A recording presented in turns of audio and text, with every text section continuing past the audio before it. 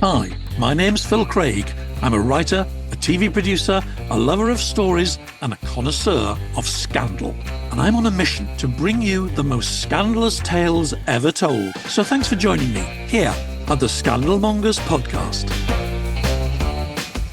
Hello, welcome to Phil Craig here at the Australian Bar, the Scandal Mongers podcast, and most importantly, Happy Ashes Day. Yes, it's Friday, 21st of November. I'm recording this quite early in the morning in Britain, first day of the Ashes. For those of you who are not Australian or British, you may wonder what I'm talking about, but I am in fact talking about the greatest sporting series of sporting events of all time, and the best game of all time, which of course is cricket, a game in which Australia usually beats England.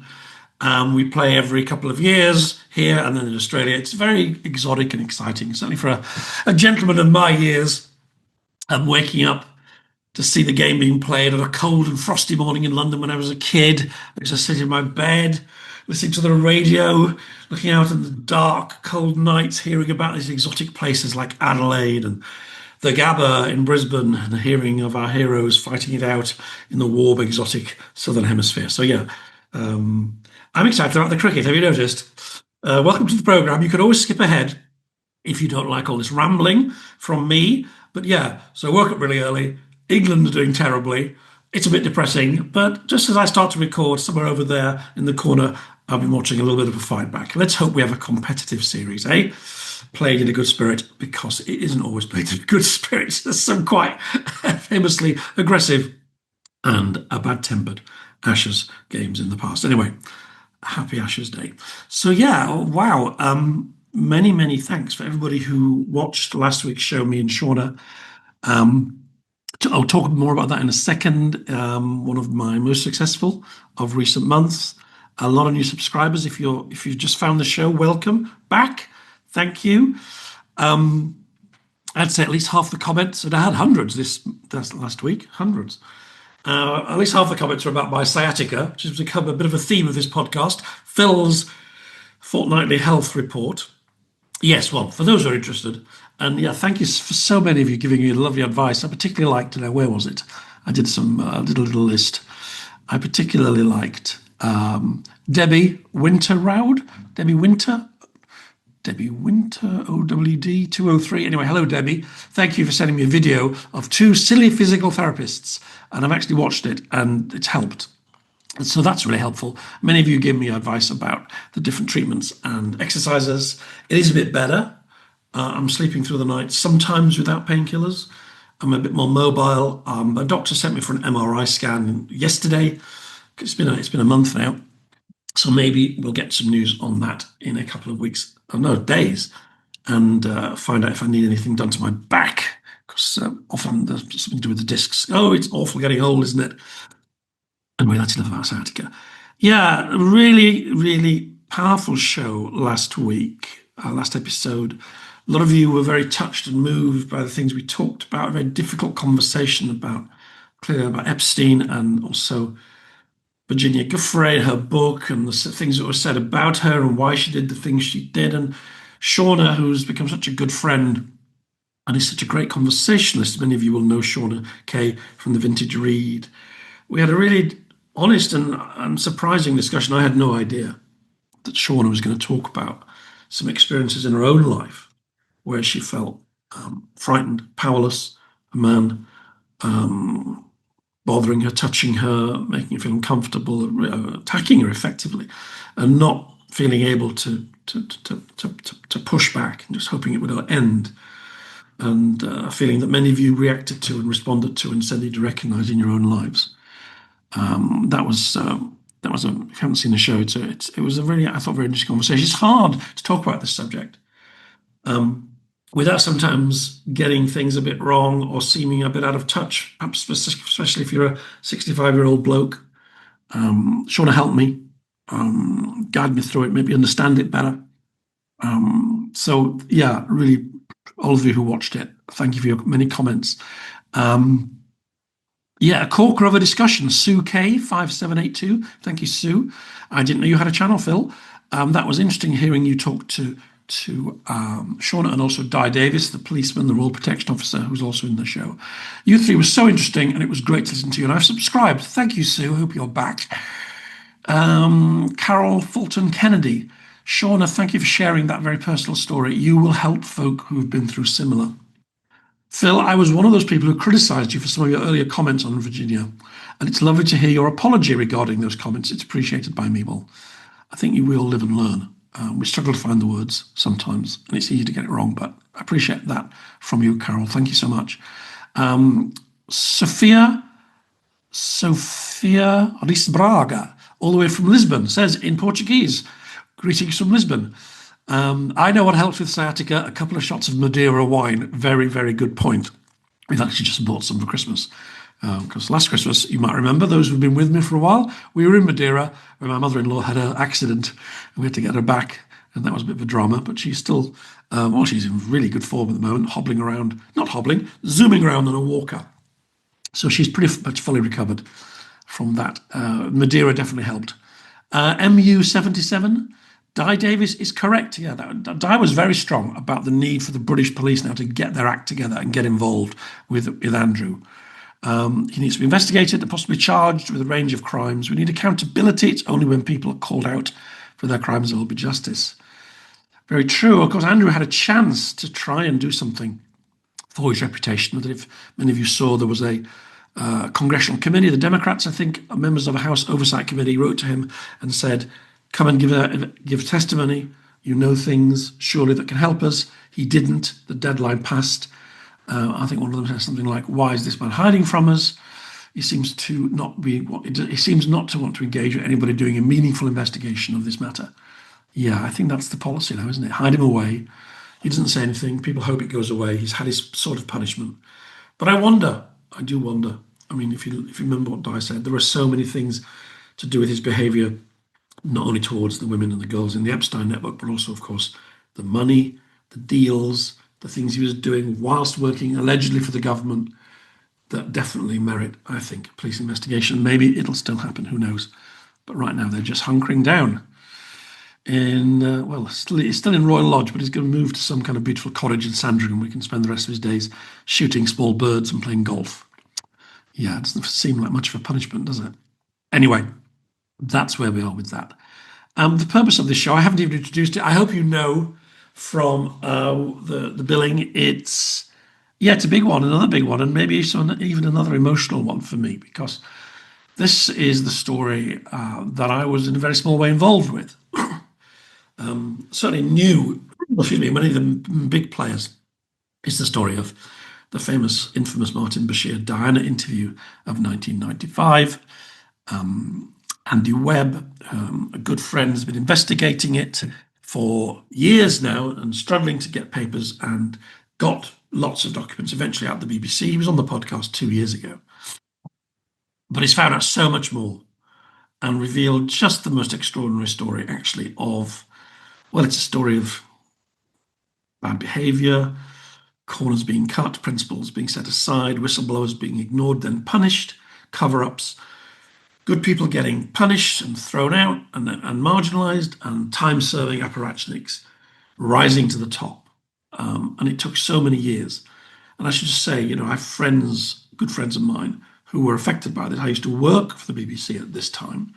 I worked with Martin Bashir on a show called Panorama. He was a brilliant reporter. I think we were friends then. We were on the road together. We were doing all kinds of exciting work. He was great fun, very gossipy, very funny, made you feel like you were, a special person when you were with him, had this real gift for charming people onto the programme, people who were maybe in two minds. Did they want to talk or not about something rather personal? He would always get them to talk. He was just very good at that. There was a slightly darker side to him. Even then, he loved the old office gossip. You could never quite be sure what you told him, where it would go. It's a slightly kind of prurient interest. I'm not going to be all saintly. Journalists are capable of gallows humour, and journalists doing tough stories between themselves, maybe just to help them keep sane, will tell the occasional bad taste joke. But Martin sort of did that, but maybe more than most. He seemed to kind of be attracted to the slightly darker, might even say seamier side of life. I think that's fair. But he was also a gifted reporter. Anyway, I knew him, I worked with him. We both ended up on Panorama. I had gone by the time the Diana show, but I'd worked with Harry Dean, who was the deputy editor, with Mark Killick, the producer, Tom Mangold, a reporter, and Max Wiesler, the graphic designer, and all the people who ended up basically blowing the whistle by saying this interview has been obtained by means that are absolutely against the BBC Charter. There's a forged bank statement's been used. Investigation was held. Martin was effectively cleared. Yes, he did a few dodgy things, but we don't think that really mattered. Diana has told us she wanted to speak to him. It's fine, put it to bed. That's where it lay. And then for a long time, the people who'd raised the objections found themselves, well, Max was fired, found themselves, their careers were sort of like set down a sideline. They weren't hired, they didn't get the jobs they expected to get. You know, they weren't put up against a wall and shot. It's not Stalinist Russia, but it's the BBC's version of that. You know, instead of becoming the editor of Panorama, which was maybe where you were going, you're sent to Cardiff to be head of paperclips. And then for decades, really for many years, you worry, why, what's gone wrong? And then Andy comes along, does this investigation. It turns out you were right. It was much worse than you suspected. There's many, many more things that happened, which I wasn't aware of till I read Andy's latest book, which we'll be talking about soon. And that at the very top of the BBC, people sat around and said the troublemakers, the leakers, the malcontents will be dealt with. Sinister stuff, especially when you consider that these people were speaking up on behalf of the finest values of the BBC. Don't forget, this was the world's most respected broadcaster and its most prestigious current affairs show, which has, 30, 40, 50-year history of awards, of dealing with the most difficult subjects sensitively, carefully within the guidelines of the BBC. And this Diana interview, as it turns out, just completely trampled over them. I'm in Andy's book, just a paragraph, because the editor of the show, Steve Hewlett, was Martin's, I shouldn't say partner in crime, but he defended Martin. He didn't know, I don't think, exactly how the sausage had been made, and I don't think he wanted to. His career went through the stratosphere. He became a much loved, much awarded member of the kind of TV elite. I would see him all around the world on the circuit. Certainly when I was in Australia, he'd turn up and was feted. He liked being feted. Who would? Who doesn't? He would prop up the bar with his tales of great stories and, especially how they got the Diana interview. The BBC even made a show in 2005 praising them all. It was very self-congratulatory. It looks awful now. Now the full story is out. Of course, he was in that, along with various other executives, patting themselves on the back. And these people went on to amazing careers at the head of the BBC and the jobs running Oxbridge colleges and all the kind of glittering prizes that this country can award to people. But did they deserve it? Well, Andy thinks not. He thinks it's a really awful story of a cover-up. And the promotion of I say guilty, the people who are prepared to look the other way, and the punishment of those who try to do the right thing. Yeah, so it's personal to me. So I'm in the book, so I met with Steve in a bar in Australia about 2004, I think it was. And I don't normally want to break confidences, but he died at this point. He died a few years ago, long before the story all came out. And I felt it was important because friends of mine had been hurt. Steve and I met. It was a slightly difficult meeting. We hadn't planned it. I was in Australia for filming. He was there for something else. We just literally met randomly in a bar. Steve was a great boozer. I'm a bit of a boozer myself. We sat up, we talked and drank and talked and drank. And we had a bit of scar tissue. We'd had clashes, difficulties perhaps. And he knew I was friends with Harry and some of the others who were the malcontents. But we talked about it in a pretty amicable way. And I got the strong impression that Steve felt, and I say this in the book, in my interview, he felt that there was more to come out and that one day it would bite the BBC in the arse, in the bum, so to speak. I just got a feeling from him that he knew something more that was going to be said. So I told them that. So they will. That's what I did. This is a story that means a lot to me, and it means an awful lot to Andy. And somebody I haven't mentioned it means even more to him. That's Patrick Jephson. Now, Patrick was Diana's private secretary. Part of the story in Andy's book is how he is sidelined. Martin tells her all these amazing stories about him, saying he's spying on you, he's not loyal, you need to not talk to him. Don't forget, Patrick was the gatekeeper. He was the chief of staff. He'd kind of masterminded some of the greatest moments of Diana's career. He was incredibly loyal to her. But he was, Martin was clever. He persuaded Diana not to trust the one person she had trusted and should have trusted. So Patrick knew nothing about the interview, because when it happened, it led to the divorce and for her really leaving the royal circles and losing her royal protection, and that all leads all the way to fired. and her death. And I don't think you can say that interview caused her death. Of course it didn't, but it certainly caused her to move into a much more dangerous place. Patrick was completely stunned. He he resigned. Spoiled his relationship with Diana, somebody he'd served very loyally for many years. And then it turned out that nobody knew until Andy started doing his work, and his first articles appeared. This was only about 5 or 6 years ago, that Martin had said all these things. So Patrick has had some compensation, which he gave to one of Diana's favourite charities. Harry Dean has had compensation. I think they've all had compensation now from the BBC, and fulsome apologies for what was done to them. But Patrick hasn't been so well recently. There was a launch party last week for Andy's book, a very emotional event. Lots of old hacks were there, many veterans from that time. I said to somebody, it feels like we're visiting a battleground 30 years later, old men on their sticks, in my case, literally on my stick, comparing war wounds and say, oh, do you remember when we were fighting at Alamein? But yeah, 30 years on, we were together, and Patrick joined by kind of video link from basically a hospital bed, not hospital, but his bed at his home. And he said it was very emotional. Andy was in tears. Patrick said how much he appreciated what Andy had done. And finally, the truth was known after all these years. And it's kind of worse than he had expected. And yet also it's so wonderful to know, A, that there are still some journalists who are capable of doing this and want to do this, but B, that the full story now is out there. So yeah, you've probably noticed this is personal to me.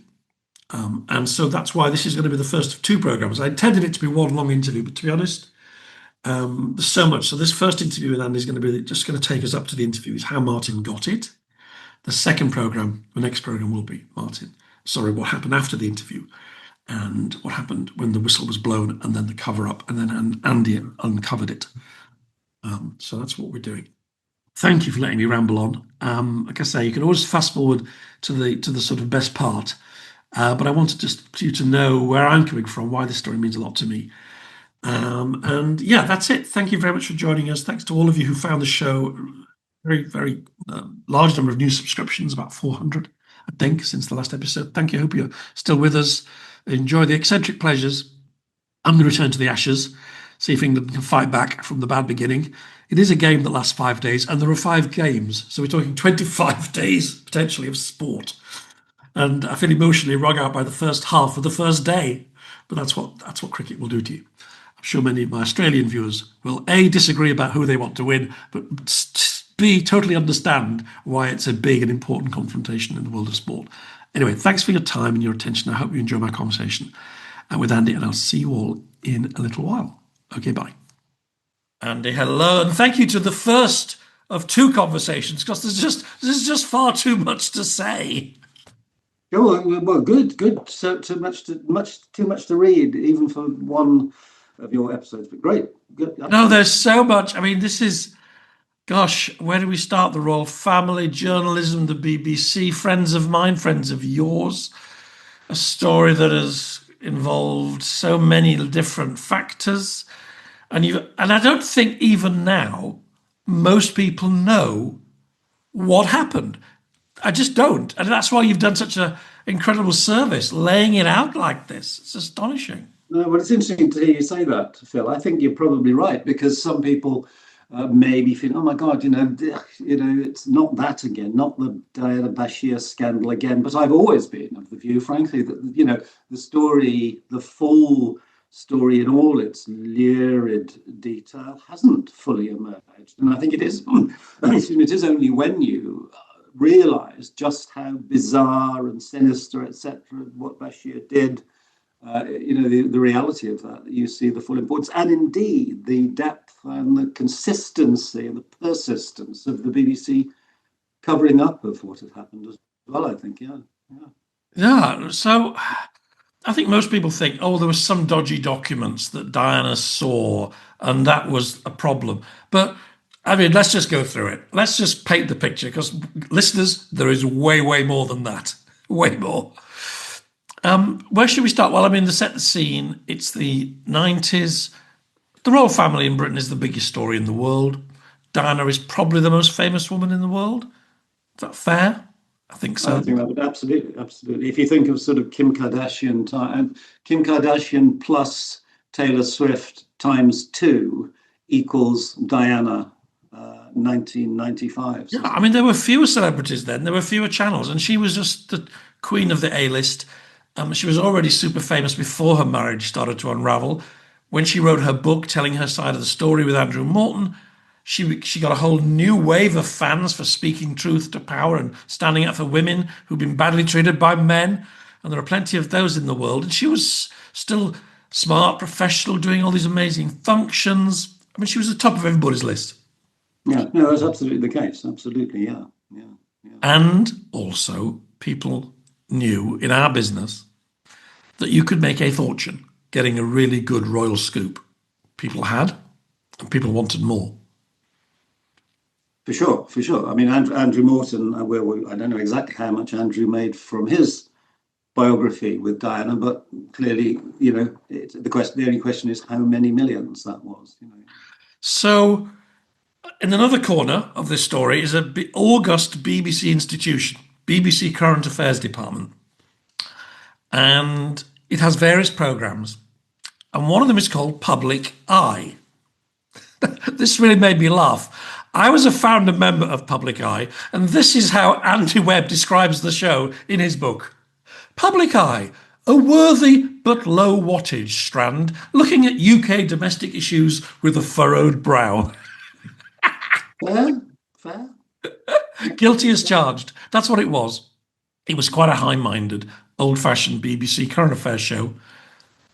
And it had a new reporter, Martin Bashir. You mentioned a programme called Cash or Care. I made that programme. I directed it with Martin as my reporter. So I was on the road with him. I saw him operate from a very early stage. And he was a friend, a good friend at the beginning. But you should take the story up, really, because Martin, even in those early days, people were getting a little anxious about the way he went about his business. Absolutely. I mean, it depends the degree of detail you'd like, Phil, but I think it's worth saying, as I do say in the book, yes, Martin Bashir, and we'll absolutely get onto more about Martin Bashir, but what sort of environment does Martin Bashir find himself in once he is promoted to Panorama? And it has to be said, Panorama has been pretty much in the news of the last 2 weeks as well.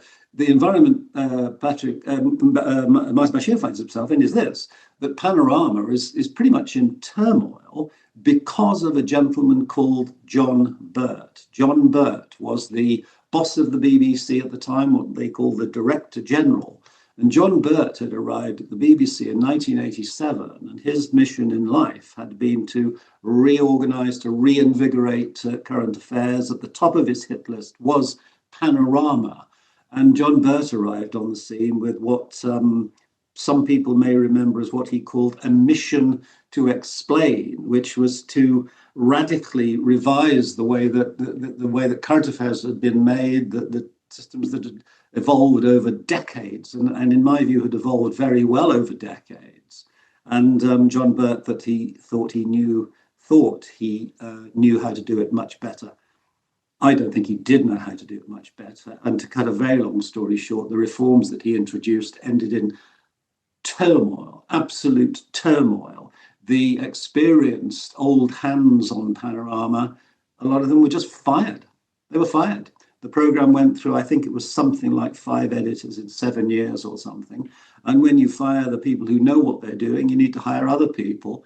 And one of the people who was hired was Martin Bashir. So Martin Bashir finds himself working for this very, very venerable, huge program that by the mid-90s it's been in existence for 40 plus years, even then. The program Panorama is about as old as the Archers, the radio drama series. Martin Bashir is pretty young. He's pretty much of a new boy.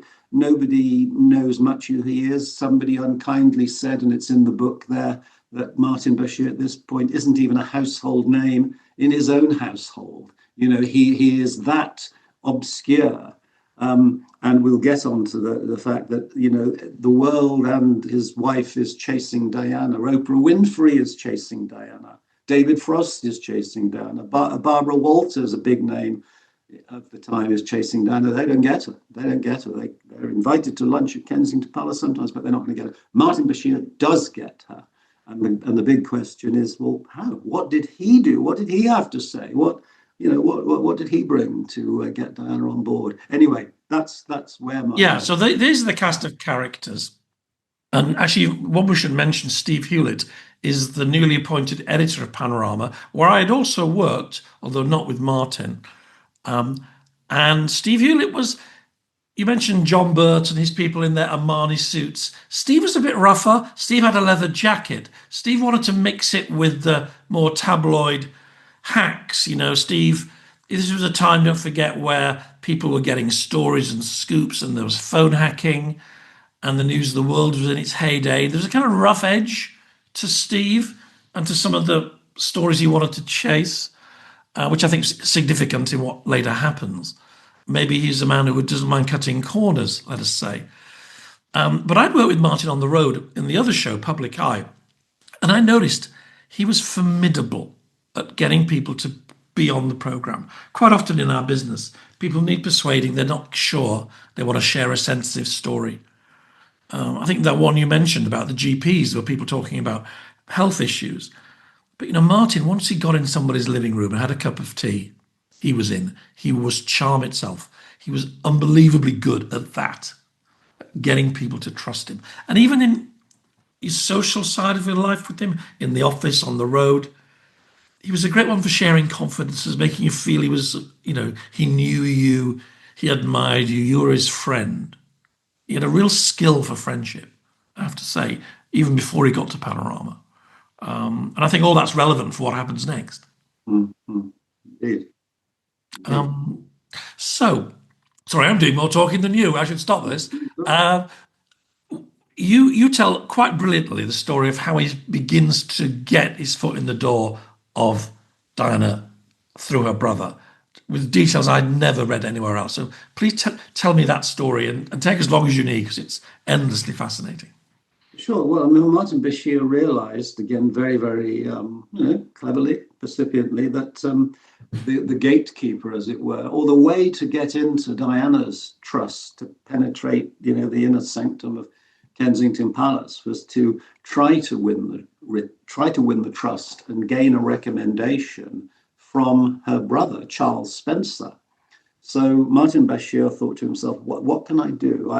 I'm already pretty well set here, because I work for Panorama, of course, and this is BBC hugely respected. Within the BBC, Panorama also hugely respected. So that's good. So he's coming from a good base position. He's not coming from a tabloid newspaper like The Sun or the News of the World or the Daily Star or whatever. He's coming from Panorama, so that's pretty good. But he still needs to get past Charles Spencer.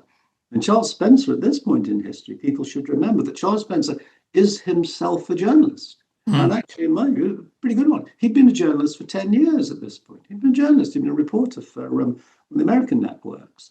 So, and indeed a journalist who has a thoroughly lively suspicion of other journalists, because ever since 1981, and indeed just before, ever since 1981, the royal wedding, when Diana is well and truly at the top of this celebrity pyramid, the world's media is looking for whatever snippets of stories and they can get about Diana, but also members of her family. So Charles Spencer is very, very experienced at dealing with predatory journalists, etc., and he's a journalist himself. Martin Bashir thinks, how do I get past this guy's suspicion and into his confidences? Well, what he did, he went to a very, very nice guy who I've spoken to at length for the book, a chap called Matt Wiesler, who at the time was then a graphic designer working for the BBC, a graphic designer, the person who makes the graphics that appear within TV programs. And don't forget, in 1995, we're kind of almost at kind of year zero of the computer digital age in TV graphics. We've only just moved out of the, literally the cardboard and glue era to what can be created on a computer. And of course, once you realize you can do things on a computer, you can do really quite fancy and sophisticated things on a computer, that you can't do with cardboard and glue. Anyway, Martin Bashir goes to Matt Wiesler and says, Matt, not fully explaining at all why he wanted what he wanted, he said, Matt, I want you to create for me 2 NatWest bank statements on your computer. I want you to create 2 bank statements. And Matt Wiesler assumes that it's obviously perfectly legitimate. There'll be a good reason that this is going to be a part of a Panorama program about something or other. And he says, well, okay, I'll do that. But what's important is this wasn't done in the daylight, as it were, in the Panorama graphic artist studios. This was done late at night in an apartment in Camden, in London, where Matt lived, because Martin Bashir said, this is a rush job. I need these bank statements and I need them by dawn next morning. I need you to work overnight and make these. So Matt, okay, this is unusual, and why would they be needed? But anyway, Well, I think he trusted Bashir, didn't he? Because he'd done something similar on an investigation that Martin had done, a completely different story, which did involve him finding bank statements or financial documents. It did, but I suppose it's the nature of saying, okay, Matt, this is what I need. That's fine. By the way, I need it before the sun rises. Yeah. So it was kind of pretty weird. But anyway, it was going to be a rush job. It was going to be overnight, and Matt agreed to do it. And so Matt was asked to produce these 2 bank statements, which showed payments totaling just over £10,000 to a gentleman who, it turned out, was a former employee of Charles Spencer. He was actually the former head of security of Charles Spencer. So there were payments, £10,000 to this guy, shown on the 2 bank statements. It was clear from the transactions that if the documents were genuine, then they were payments from a newspaper to an individual, and the strong implication was it was payment for a story. And in the circumstances, again, as night follows day, this was payment, a tabloid bung paid to an informant, giving secrets that he shouldn't give. I've got to say, it was absolutely fictitious. The guy in question has thoroughly denied it, and there is no question that his denial has to be accepted.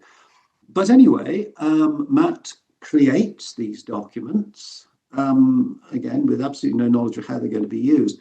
Martin Bashir, so he's got his bank statements. They're delivered to him slightly bizarrely at a pickup point at Heathrow Airport, Terminal 2, the sock shop at Terminal 2.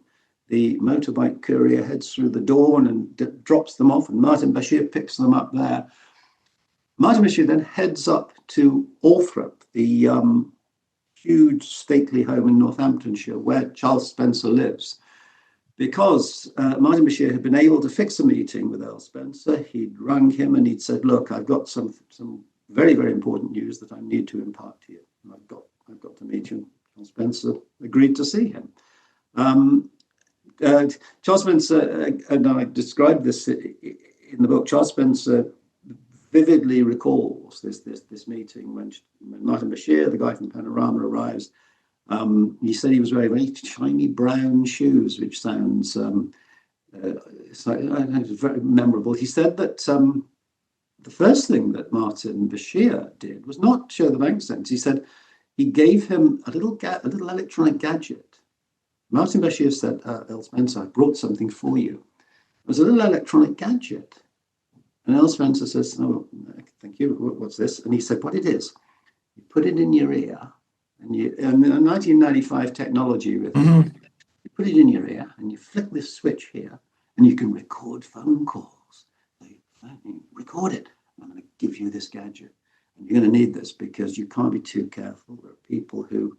Anyway, and Charles Spencer says, right away, the implication was that there were sinister forces out there, and Martin was his mate, his new best friend, who'd even gone so far as to bring in this little gadget. And Charles Spencer showed me the gadget, which he's kept for 30 years. So Martin has handed over the gadget. Then he gets onto his bank statements, which he hopes will persuade Charles Spencer that, well, two things really. One, Martin Bashir is an incredibly assiduous journalist who's got fantastic inside sources, because he's been able to get hold of. He's not just rocking up saying, "Oh, by the way, I've got to warn you that one of your folks might be passing on stories." He's actually got the bank statements to prove that. Yeah, well, Martin loved this. Martin loved to give the implication, really all the time I knew him as well, that he was connected to kind of secret networks. He knew people in the police, in intelligence. And it was all a bit spooky and intriguing. And I can absolutely imagine him sitting in that room spinning this story. Totally. That's right. Interesting again. At that very first meeting, Charles Spencer says he recalls there's the gadget you stick in your ear that he still got. It was the bank statements. Then he said that Bashir, and this has certainly not appeared anywhere in the sort of general accounts that there've been of what happened thus far, but it is in the book there. He says that Bashir immediately tried to convince Earl Spencer that his then wife, Victoria, and this sounds utterly bizarre, tried to convince Spencer that Prince Charles, now King Charles, wanted to kill or see killed Spencer's wife, Victoria. Bashir said, "Got to warn you, Prince Charles is targeting your wife." Okay, and as Spencer put it to me, he said he wouldn't have been able to guarantee that at that point in history, Prince Charles would have been able to pick out his wife from a lineup of three. That's what he said. Prince Charles didn't know it. And yet somehow he wins his confidence, doesn't he? Somehow. Well, absolutely. He won. Yes, he won the confidence of Charles Spencer up to a point, a very important point, but only up to a point. So this meeting, it went on, and the details are there, but utterly bizarre. But at the end of that meeting, Charles Spencer's interest, let's say, is engaged. It's by no means sort of locked, but it's begun to engage. You quickly jump forward 2 weeks, and there's a second meeting. Again, Martin Bashir goes up to the stately home drives up to the stately home in Northamptonshire, arrives.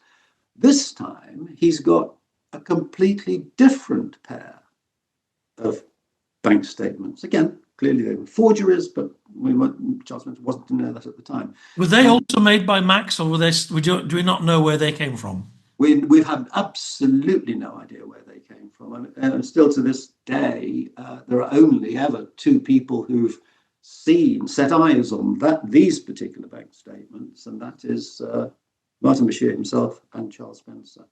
Certainly not made by Matt Wiesler. Absolutely no question that they were not produced by Matt Wiesler. So the assumption is either Martin himself or some unknown figure. But the information contained in these bank statements was far, far more significant, the information on the first set, because they purported to show this time payments totaling £40,000, which purportedly had been made to, most significantly, Patrick Jephson. Now, Patrick Jephson, at that time, was the private secretary to Princess Diana. And the information suggested by the bank statement was that Patrick Jephson was on the take big time from what Charles Spencer recalls was described by Martin Bashir as dark forces, i.e. sort of spooky Secret Service characters. Could it be MI5? Could it be MI6? Could it be GCHQ? It was never entirely clear, but it was part of some security service apparatus that were paying big money. And people should know, Patrick Jephson was Diana's chief of staff, gatekeeper. He'd really helped mould her public life. He was an incredibly important, he's also one of my very best friends, became later. He became such a big role person in her life, and utterly loyal to her, by the way. So go on. Absolutely, utterly loyal to her. But if the information contained in the bank statements was to be believed, anything but loyal, and in fact taking bribes on a big scale to not be loyal. Now, this was hugely significant. In many ways, the first bank statements, the ones that have actually become, as it were, kind of iconic in the storytelling, were absolutely banal and almost wholly unimportant in what they conveyed, because Spencer, if indeed they were to prove that a member of staff had been taking bungs from the tabloids, well, that's what he fully suspected was happening anyway. So he'd learned nothing surprising. So what?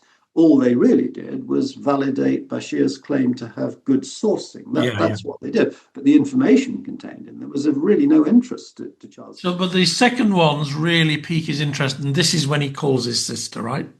Absolutely. He immediately, well, as soon as Bashir had left, he called Diana and said, look, kind of really disturbing, worrying, very, very bad news. I've been given information that seems absolutely solid, that your private secretary is, spying on you and being paid a lot of money to spy on you. Also, just think, I've been given information by a reporter from the most prestigious show on the world's most trusted broadcaster, the BBC. Absolutely. I mean, it is absolutely critical to remember throughout all these things, when we get on to describe exactly the sort of bizarre things that Bashir was passing on directly to Diana, it's absolutely critical to remember that it carried the weight of, if you like, if you imagine nowadays someone like David Attenborough coming up to you and whispering, by the way, I have to tell you that somebody is planning to have you murdered.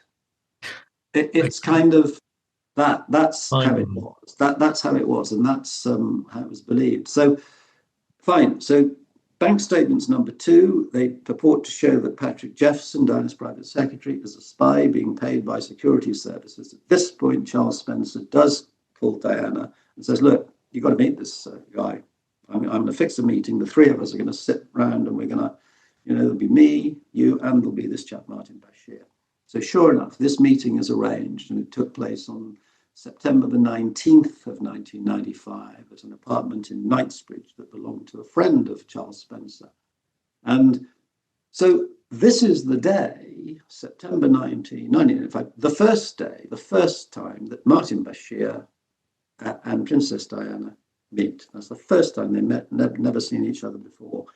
And what took place at that meeting is sort of, it would really direct and shape tragically the remainder of Diana's life, which at that point, now the clock is really running down. In fact, she's got less than 2 years to live.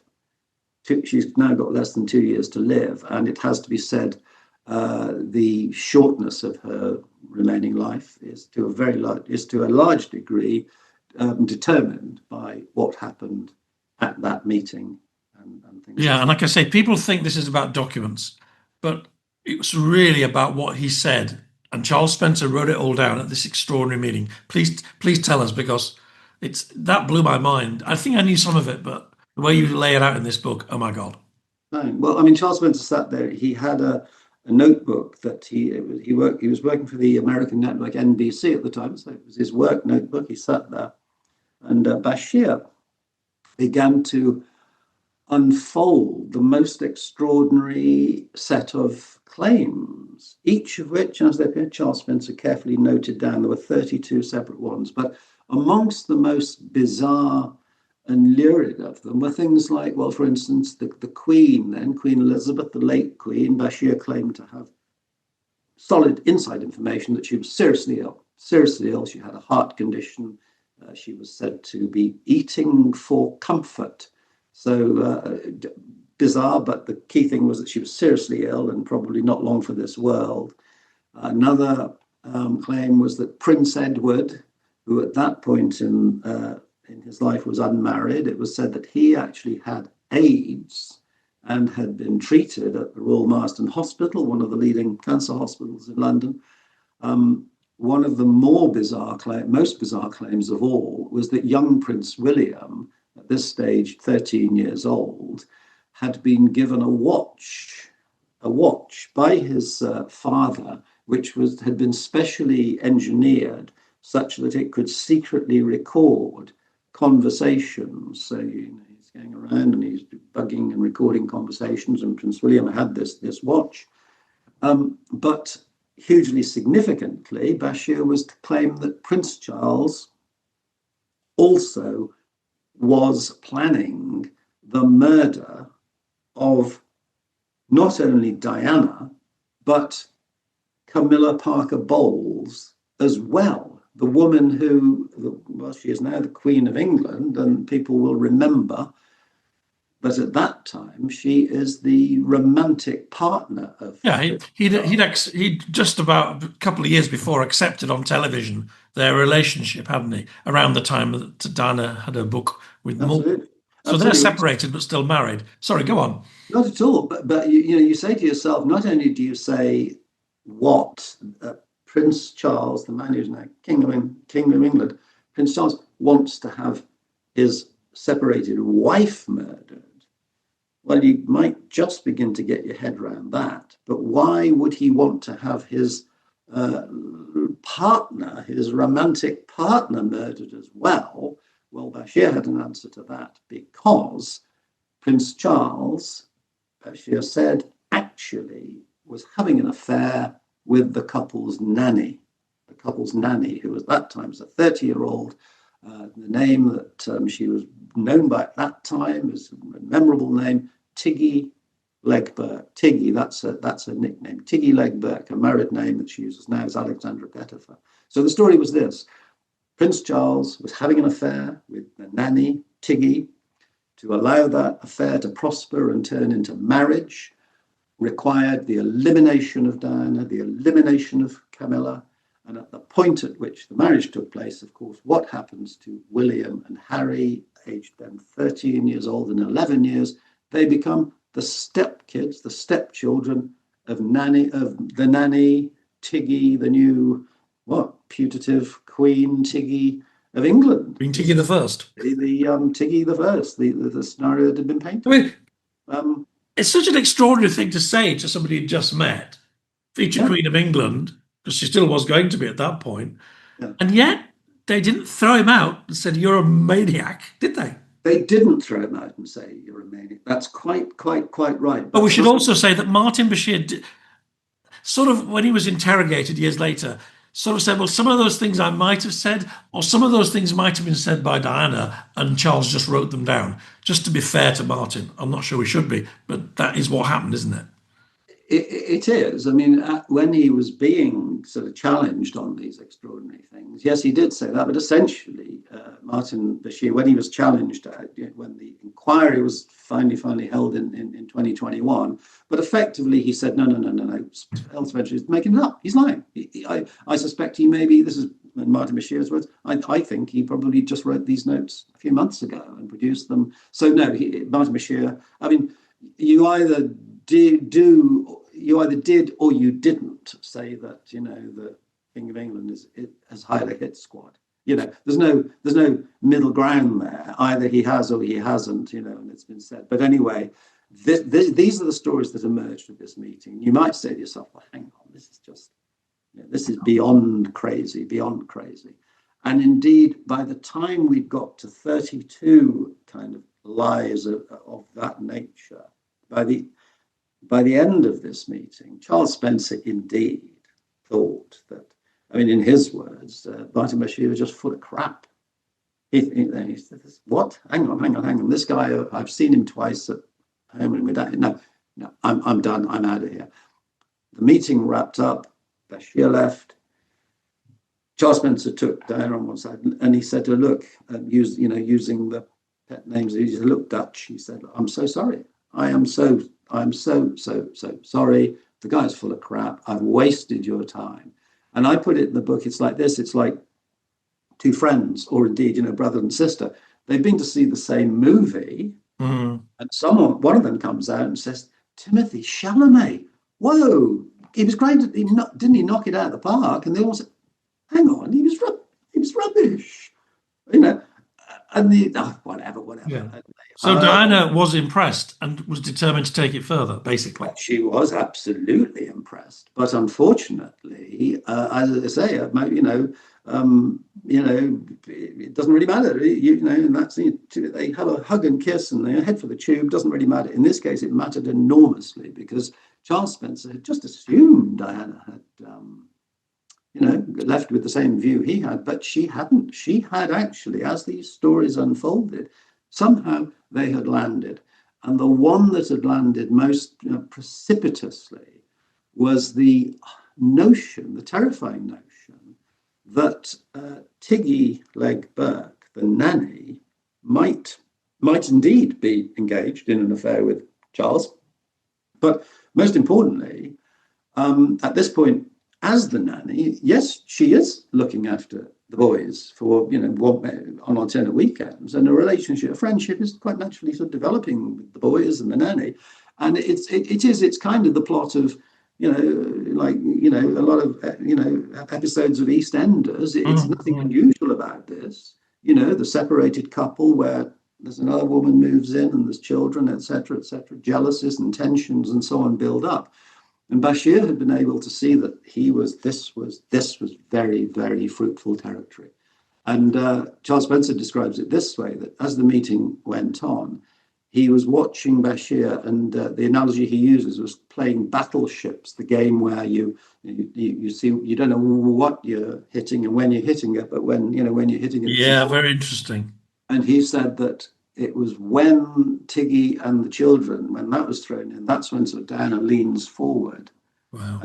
And this is when Diana is really, really fully engaged. I mean, we should probably say, because a lot of this is Martin feeding her paranoia. She'd had 2 or 3 years open warfare with her husband. There'd been lobbying, there'd been books, there'd been lots of briefings on all sides.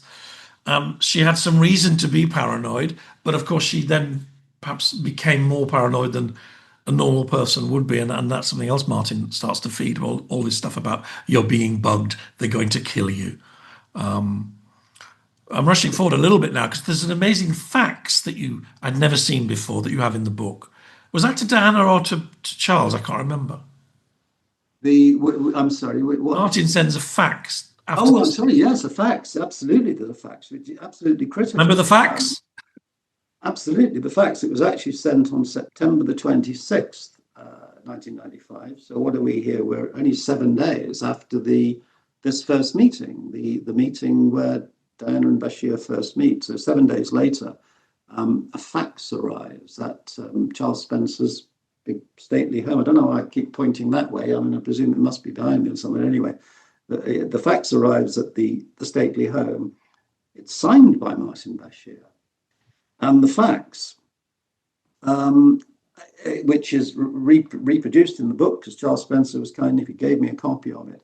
And as I say that, it's a read somewhere between kind of Carry On Camping and a kind of dark, sinister Bridget Jones. Because Jilly Cooper. Yeah, absolutely. That's right. Somewhere in Carry On Camping meets Jilly Cooper. It says in this bizarre language, the couple, I'm paraphrasing, but the couple, i.e. Prince Charles and Tiggy the nanny, have been spotted in an outdoor environment, engaged in unusual pursuits. And of course, we know what they've been up to, don't we? And there's a reference to Tiggy's sudden weight loss. And again, it is strongly implied, and because of developments that happen later, that she's had an abortion, that she has become pregnant by Prince Charles. All of this utterly, utterly, utterly false. But this is the implication expressed in the facts that she had an abortion, which come about as a result of this relationship. The fact says, you must tell your sister, i.e. Diana, ASAP. Tell your sister ASAP, signed Martin. And the fax is sent, and Charles Spencer had this. Why that fax actually is so critical in my view, and indeed has never received the attention it should have received, most specifically at the inquiry that was held. And this is the reason why that fax is so important. we already made some reference to this, but Martin Bashir then, at the inquiry in 2021, and presumably to this day, will maintain that the set of bank statements that mentioned Patrick Jephson, he said, they never existed. I never did it, didn't do it, didn't exist. He said, Spencer's lying, that's a lie. Okay.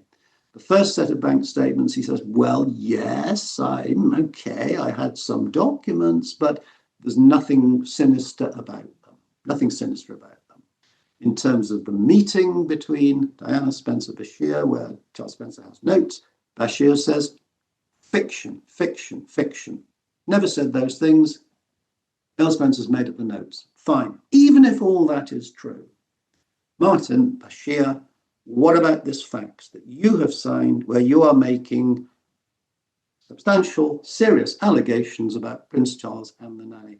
And what I find remarkable, Phil, is that fax was not even raised, mentioned, interrogated by Lord Dyson, who is in charge of the inquiry into these events.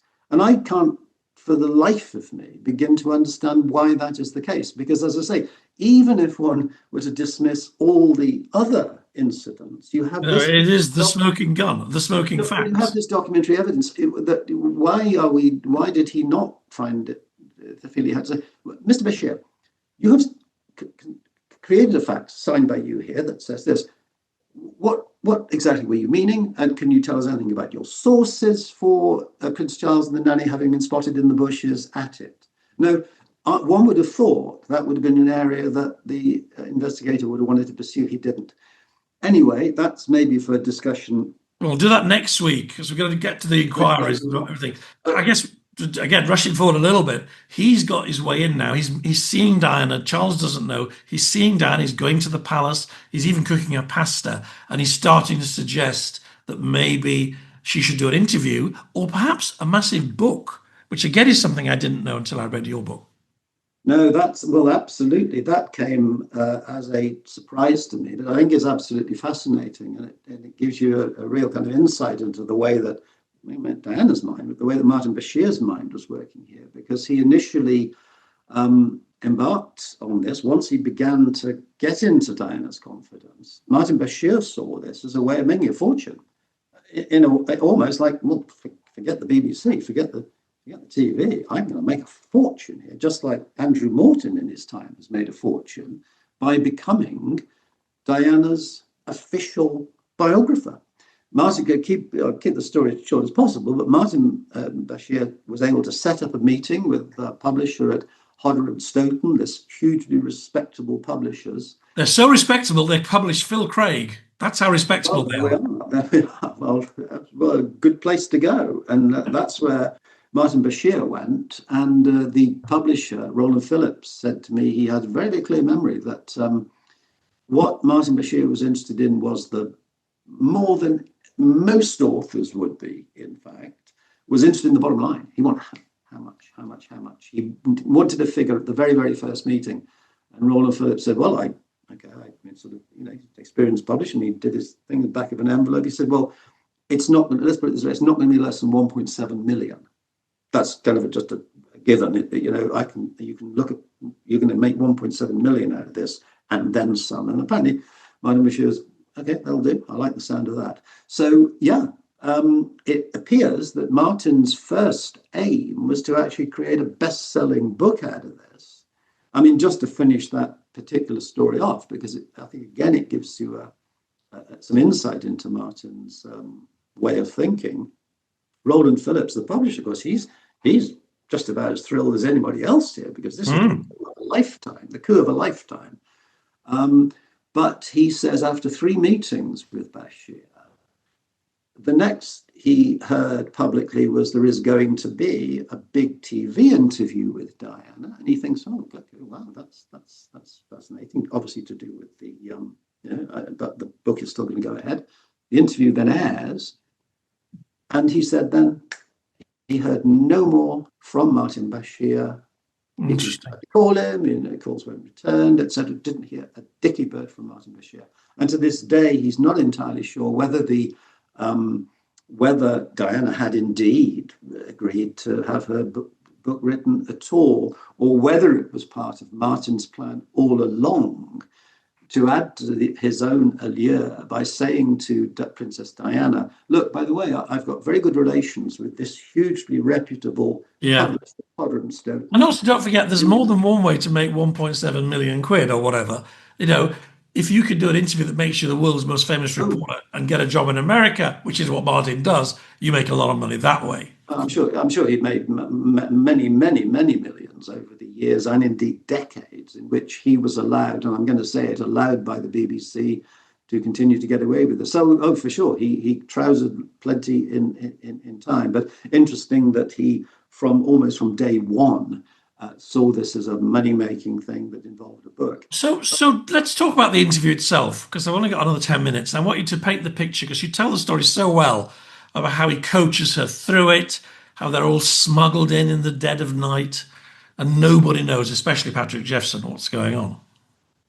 I think absolutely really important to say to yourself, okay, so Diana has been vouchsafed all of these extraordinary stories, the murder plots, the James Bond watch, the Queen terribly ill, blah, blah, blah.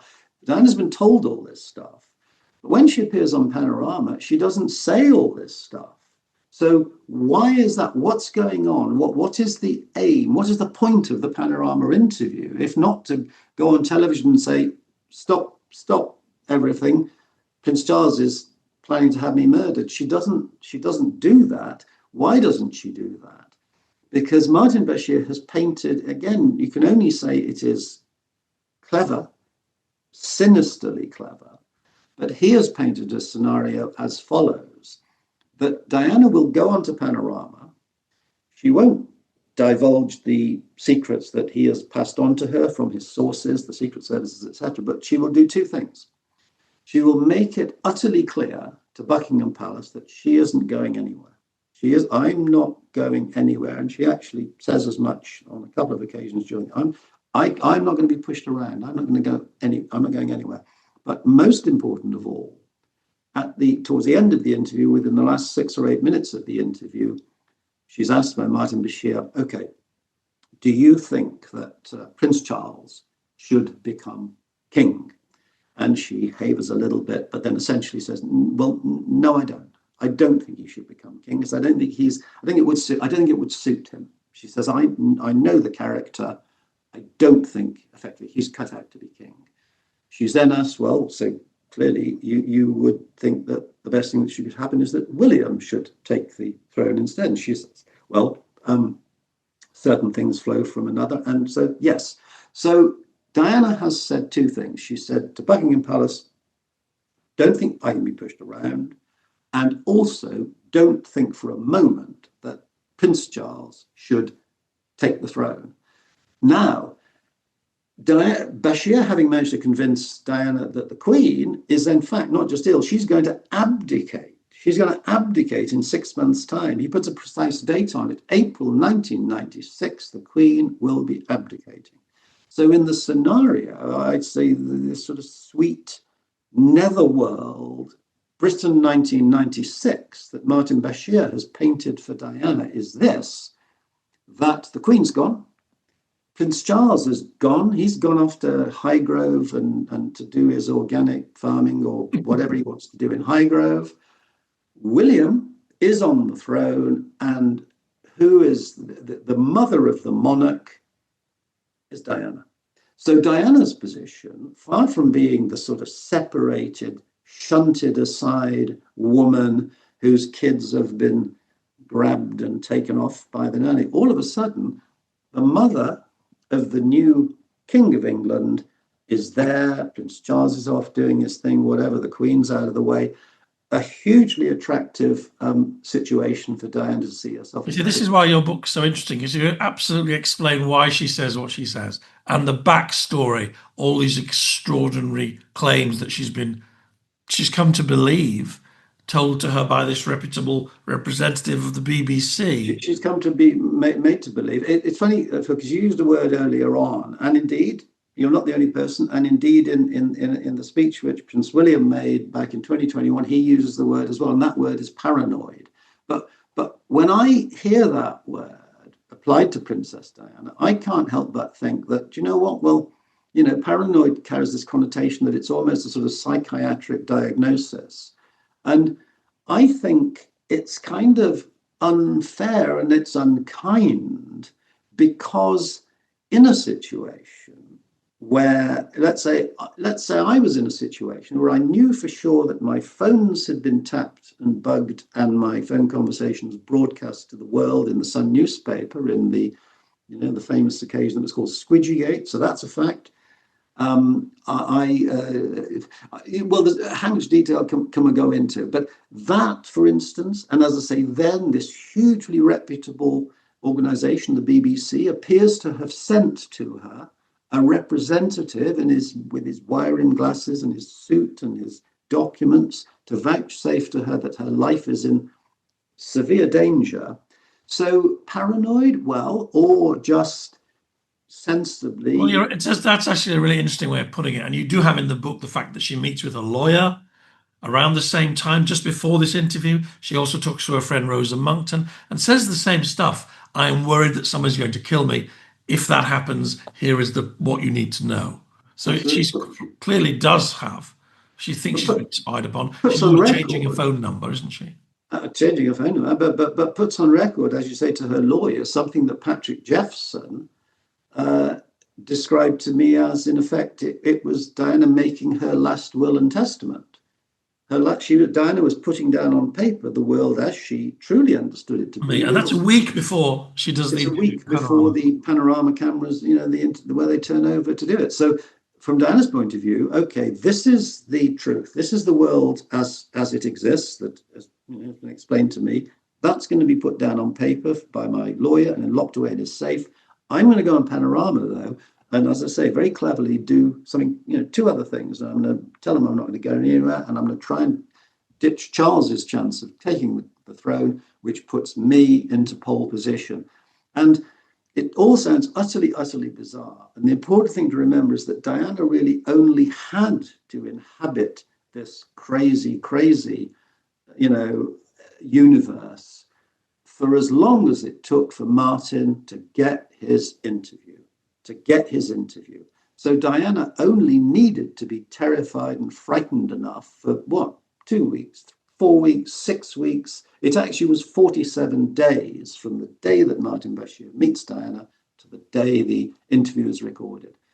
Who knows quite how long Diana's, period of what's the word, befuddlement or paranoia or whatever word you want to use. But for however long she was in this believing state, we can't be sure. She only needed to be, if somebody is selling you Sydney Harbour Bridge or whatever, you only need to believe it for like 40 seconds while you're signing the check. You know what I mean? It's that sort of thing. If you're conning somebody, it can be done quite quickly. And Martin Bashir was very, very proficient.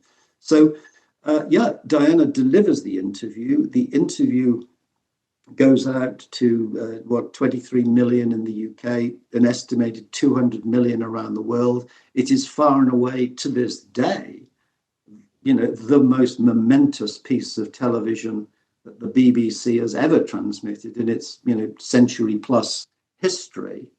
And it won all the awards that were going. Now, what is utterly fascinating, and I would guess something we'll probably talk about in our next episode, is the way the Martin Bashir's various nefarious acts, the forgeries, the lies, etc., the way those began to come to light, but most importantly, the way they were covered up. Oh yes, don't worry. And this is where my friends on Panorama get involved, and it's incredible story, which really, I praised you for the first part of the book, but really the service you've given to journalism, Andy, is your second part, which is the work you've done now for a decade or more of revealing how the BBC did it. And that was hard work, hard yards. And I thank you for it. And we'll talk about that next time. You're a star. Thank you. Speak to you soon. Indeed. Thanks, Andy. Oh, I might even see you tonight. Yes. Bye. Well, yeah. Well, thank you. Those of you who stayed till the end, thank you for your attention. A long programme, maybe a little bit inside baseball for those who are interested in, journalism and the BBC. And yeah, it's maybe self-indulgent of me to do 2 episodes, but I think it is one of the great scandals. It just is. What happened, how the interview was obtained, and everything that, well, Andy's explained a lot of it already, and there's much more to come in the next episode. Other things coming up as well between now and Christmas, some interesting shows, a bit more World War II, maybe a bit more medieval, maybe something special at Christmas time, who knows. I'm still enjoying it. Keeps me busy, keeps me sane, and keeps me in touch with some amazing people. Not only the people on the show, but the people who are watching it. I enjoy the back and forth and all the comments and the community that we're building here. So thank you if you're part of that. If you're new, you're very welcome. Stay in touch. See you soon. See you next week. Bye. This has been a Podcast World production. If you want to contact me, write to team@podcastworld.org, placing Scandalmongers in the heading, or you can reach out via the social media links in the show's bio. And if you've enjoyed this episode and you want to support the show, please consider taking a few seconds to hit the donate button found just below this video. Many thanks, and see you next week.